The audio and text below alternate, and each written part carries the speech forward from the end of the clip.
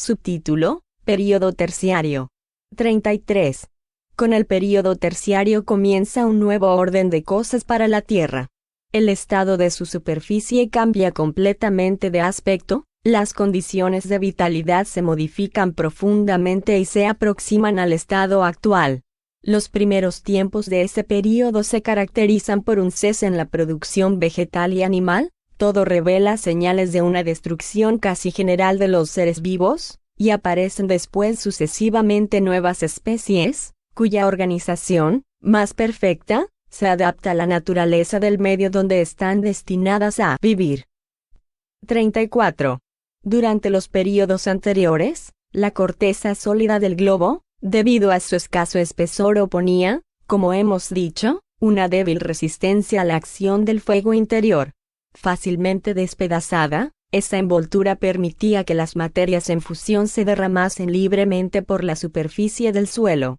Ya no sucedió lo mismo cuando alcanzó un cierto espesor, las materias incandescentes, comprimidas por todos lados, como el agua en ebullición en un recipiente cerrado, terminaron por producir una especie de explosión. La masa granítica, quebrada con violencia en muchos de sus puntos, quedó perforada por grietas como un recipiente resquebrajado. A lo largo de esas grietas la corteza sólida, levantada y presionada, formó los picos, las cadenas de montañas y sus ramificaciones.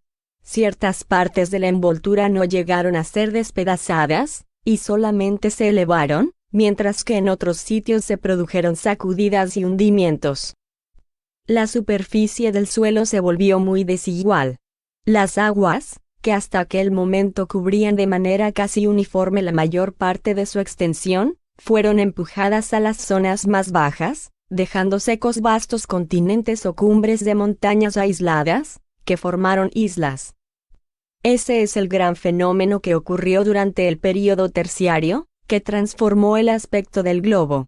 No se produjo de manera instantánea ni simultáneamente en todos los sitios, sino sucesivamente y en épocas más o menos separadas. 35. Una de las primeras consecuencias de esos levantamientos fue, como hemos dicho, la inclinación de las capas de sedimento, primitivamente horizontales, que se conservaron en esa posición donde el suelo no había sufrido trastornos. Por consiguiente, en las laderas y en las proximidades de las montañas esas inclinaciones resultaron más pronunciadas. 36.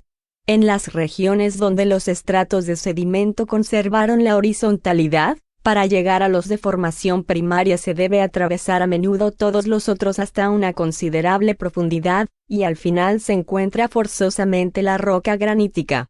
No obstante, cuando se elevaron las montañas, esas capas fueron levantadas por encima de su nivel normal, y algunas veces hasta una gran altura, de tal modo que, si se hace un corte vertical en la ladera de la montaña, estas aparecen en todo su espesor y superpuestas como las hiladas de una construcción.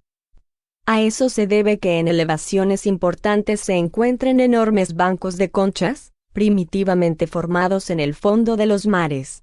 Hoy está perfectamente comprobado que en ninguna época el mar pudo alcanzar esas alturas, puesto que para eso no alcanzarían todas las aguas que existen en la tierra, aun cuando su cantidad fuese 100 veces mayor. Se debe, pues, suponer que la cantidad de agua disminuyó y, entonces, cabría que nos preguntáramos qué ha sido de la porción que desapareció. Los levantamientos, sucesos que hoy son indudables, explican de una manera lógica y rigurosa los depósitos marinos que se encuentran en ciertas montañas. 33. Nota de Allan Kardec. 33. En los Andes, América, se encontraron estratos de calcáreo conchífero a 5.000 metros por encima del nivel del mar. Fin de la nota. 37. En los lugares donde el levantamiento de la roca primitiva produjo la completa rajadura del suelo, sea por la rapidez del fenómeno, por la forma, la altura o el volumen de la masa levantada, el granito quedó al desnudo, como un diente que brotó de la encía. Levantados, quebrados y superpuestos, los estratos que lo cubrían quedaron al descubierto. Así es como terrenos pertenecientes a las formaciones más antiguas, que en la posición primitiva se hallaban a gran profundidad, componen hoy el suelo de ciertas regiones. 38. Dislocada por efecto de los levantamientos, la masa granítica dejó en algunos puntos fisuras por donde se escapa el fuego interior y se escurren las materias en fusión. Se trata de los volcanes. Semejantes a chimeneas de un inmenso horno, o aún mejor, como válvulas de seguridad, los volcanes dan salida al exceso de las materias ígneas, a fin de preservar al globo de conmociones mucho más terribles. Por eso se puede decir que los volcanes en actividad constituyen una garantía para el conjunto de la superficie del suelo. Podemos hacernos una idea de la intensidad de ese fuego si consideramos que, en el seno mismo de los mares, existen volcanes a los que la masa de agua que los recubre y penetra en ellos no consigue extinguir. 39. Los levantamientos producidos en la masa sólida necesariamente desplazaron las aguas, y éstas fueron impulsadas hacia las zonas cóncavas, que al mismo tiempo se habían vuelto más profundas por la elevación de los terrenos emergidos y por la depresión de otros. Pero esos mismos terrenos que quedaron más bajos, levantados a su vez en diversos sitios, expulsaron las aguas, que fluyeron hacia otros lugares, y así sucesivamente hasta que pudieron ocupar un lecho más estable. Los sucesivos desplazamientos de esa masa líquida acabaron y alteraron forzosamente la superficie del suelo. Las aguas, al fluir, arrastraron consigo una parte de los terrenos formados con anterioridad, que quedaron al descubierto por los levantamientos, dejaron al desnudo algunas montañas que ellas mismas cubrían, y expusieron la base granítica o calcárea. Fueron cavados profundos valles, mientras otros eran rellenados. Hay, pues, montañas formadas directamente por la acción del fuego central, sobre todo las montañas graníticas, otras se debieron a la acción de las aguas, que al arrastrar las tierras móviles y las materias solubles, cavaron valles alrededor de una base resistente, fuera calcárea o de otra naturaleza. Las materias arrastradas por las corrientes de agua formaron los estratos del período terciario, que fácilmente se distingue de los precedentes no tanto por la composición, que es casi la misma, sino por la disposición. Los estratos de los períodos primario, de transición y secundario, formados sobre una superficie poco accidentada, son más o menos uniformes en toda la Tierra. Los del período terciario, por el contrario, formados sobre una base muy desigual y por la acción transportadora de las aguas, presentan un carácter más local.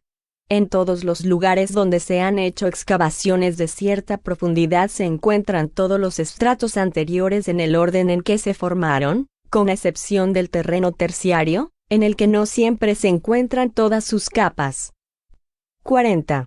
Durante las convulsiones del suelo, ocurridas al principio de este período, se concibe fácilmente que la vida orgánica haya tenido que quedar estacionaria por algún tiempo, lo que se reconoce al examinar terrenos en los que no hay fósiles. No obstante, desde que se instaló un estado de más calma, reaparecieron los vegetales y los animales. Modificadas las condiciones de vitalidad, más purificada la atmósfera, se formaron nuevas especies con organizaciones más perfectas. Las plantas, en lo relativo a su estructura, diferían poco de las actuales. 41. Durante los dos períodos precedentes, los terrenos que no estaban cubiertos por las aguas eran poco extensos, además de que eran pantanosos y con frecuencia quedaban sumergidos. A eso se debió que solo hubiera animales acuáticos o anfibios. El período terciario, a lo largo del cual se formaron varios continentes, se caracterizó por la aparición de los animales terrestres. Del mismo modo que el período de transición asistió al nacimiento de una vegetación colosal, y el período secundario al de reptiles monstruosos, el terciario presenció la producción de mamíferos gigantescos, tales como el elefante, el rinoceronte, el hipopótamo, el paleoterio, el megaterio, el dinoterio, el mastodonte, el mamut, etc. Estos dos últimos, variedades del elefante, tenían de 5 a 6 metros de altura y sus colmillos llegaban a tener hasta 4 metros de longitud. Este período también asistió al nacimiento de los pájaros, así como al de la mayoría de las especies que todavía existen en la actualidad. Algunas de las especies de esa época sobrevivieron a los cataclismos posteriores, otras, denominadas genéricamente animales antediluvianos, desaparecieron por completo o fueron sustituidas por especies análogas de formas menos pesadas y menos macizas, cuyos primeros especímenes fueron como los esbozos. Tales son el Felis speloea, animal carnívoro del tamaño de un toro, con las características anatómicas del tigre y del león, el Cervus megaceron, variedad de ciervo, cuyos cuernos de 3 metros de longitud tenían una separación de 3 a 4 metros en los extremos. Subtítulo: Período diluviano. 42. Este período está marcado por uno de los mayores cataclismos que convulsionaron el globo, modificando una vez más el aspecto de su superficie y destruyendo una infinidad de especies vivas, de las que hoy solo quedan rastros. Por todas partes dejó señales que demuestran que abarcó la totalidad del planeta.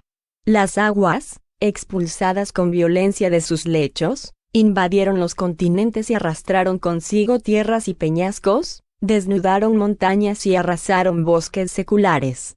Los nuevos depósitos que éstas formaron se designan en geología con el nombre de terrenos diluvianos.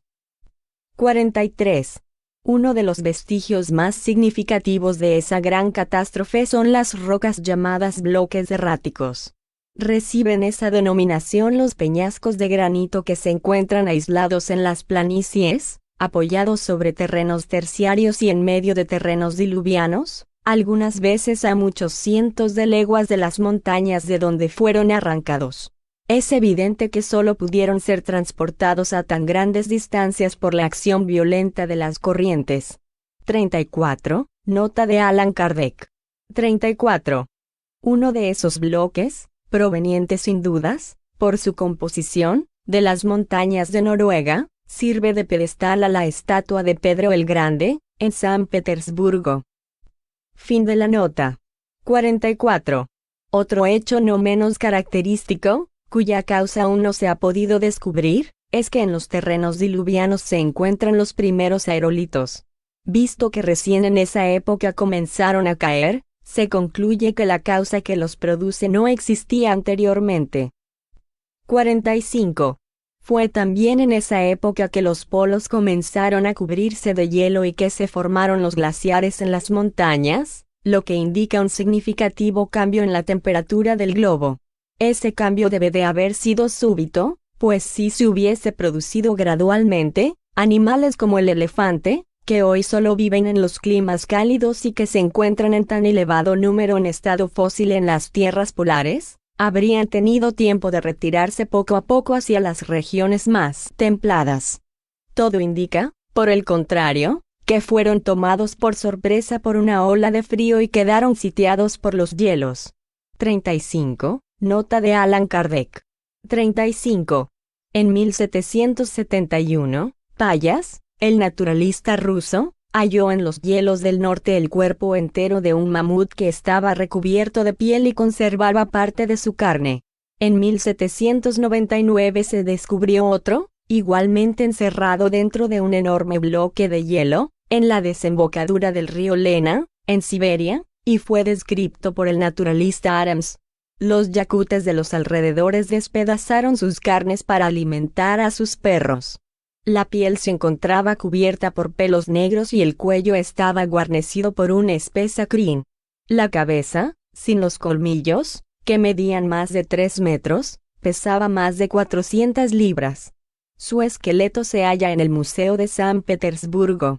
En las islas y en los bordes del mar glacial se encuentra una muy grande cantidad de colmillos, que son objeto de un considerable comercio, a los que se identifica con el nombre de marfil fósil o de Siberia. Fin de la nota. 46. Ese fue el verdadero diluvio universal. Las opiniones sobre las causas que deben haberlo producido están divididas. No obstante, sean cuales fueren, lo cierto es que el hecho ocurrió. La suposición más generalizada es la de que se produjo un brusco cambio en la posición del eje y de los polos de la Tierra, a lo que se debió una proyección general de las aguas sobre la superficie. Si ese cambio se hubiera producido con lentitud, las aguas se habrían retirado gradualmente, sin perturbaciones, mientras que todo indica que hubo una conmoción violenta y súbita. Como ignoramos la verdadera causa, solo podemos idear una hipótesis. El desplazamiento repentino de las aguas también pudo haber sido ocasionado por el levantamiento de ciertas partes de la corteza sólida y la consecuente formación de nuevas montañas en el seno de los mares, como ocurrió a comienzos del período terciario.